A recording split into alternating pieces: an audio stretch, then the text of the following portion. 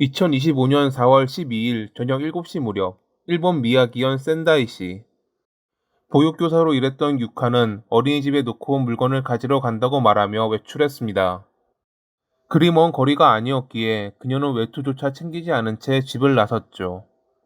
그리고 그것이 그녀의 살아있는 마지막 모습이었습니다.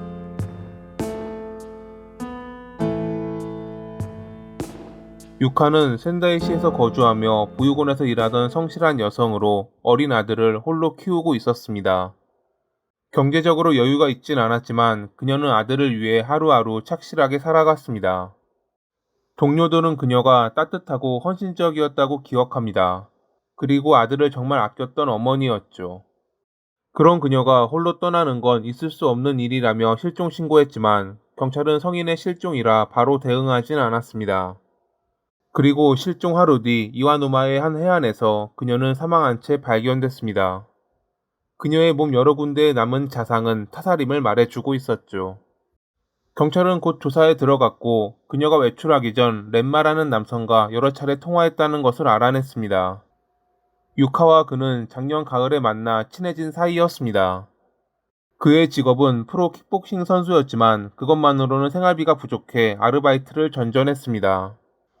원래 그리 인기 있지 않은 파이터들은 경기를 뛰어도 돈을 많이 벌지 못합니다. 대회 주최 측이 선수에게 일정 수량의 표를 넘기고 선수는 이를 직접 판매해야 수익이 생기기 때문에 더 그러하죠.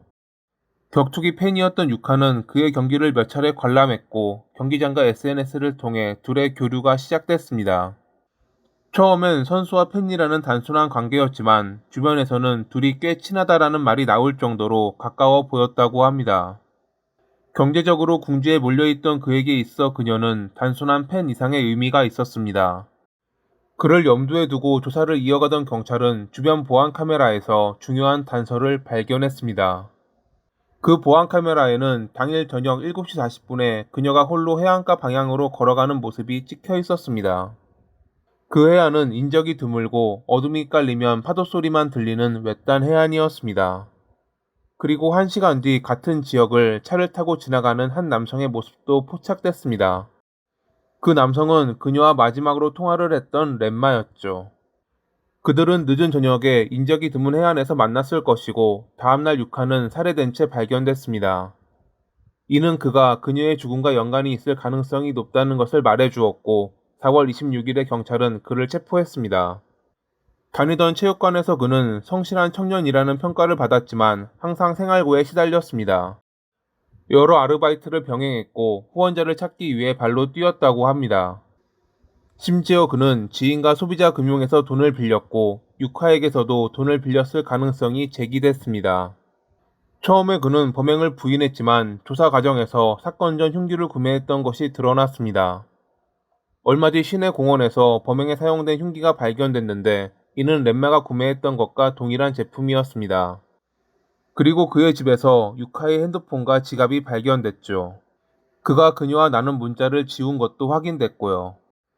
그는 여전히 범행에 대해 입을 열지 않았지만 증거는 하나둘 쌓여갔고 모든 정황이 그를 가리키고 있었습니다.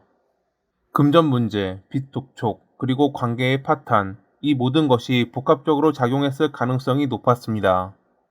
검찰은 체포 보름 만인 5월 17일에 그를 살인 혐의로 재구속했습니다. 그를 아는 체육관 동료들은 그가 이렇게까지 잔혹한 일을 저지를 줄은 몰랐다라고 입을 모았습니다. 그는 훈련생들에게도 친절하게 기술을 알려주는 사람이었고 시합 준비에도 성실했다고 합니다. 하지만 일부 지인은 그가 종종 돈 문제로 고민을 털어놨다라고 말했습니다. 어떤 날은 알바를 마치고 체육관에 와서 피곤한 기색이 역력했고 경기표를 팔기 위해 지인들에게 직접 연락하는 모습도 자주 보였다고 말이죠. 그의 경제적 압박은 서서히 그러나 확실히 그를 몰아세우고 있었을 것입니다. 그의 첫 공판은 2025년 하반기에 열릴 예정이고 검찰은 계획적 살인을 주장하며 종신형 이상의 중형을 요구할 가능성이 높습니다. 반면 변호 측은 우발적 범행을 주장하며 형량을 줄이려 할 것으로 보입니다. 하지만 어떤 판결이 내려진다고 해도 죽은 사람은 돌아오지 않습니다. 그리고 결국 나쁜 사람이 되었던 그도 예전으로 돌아가지는 못할 것이고요. 모두에게 슬픈 이러한 일들이 더 이상 일어나지 않기를 바라며 오늘의 이야기를 마칩니다. 항상 시청해 주셔서 감사합니다.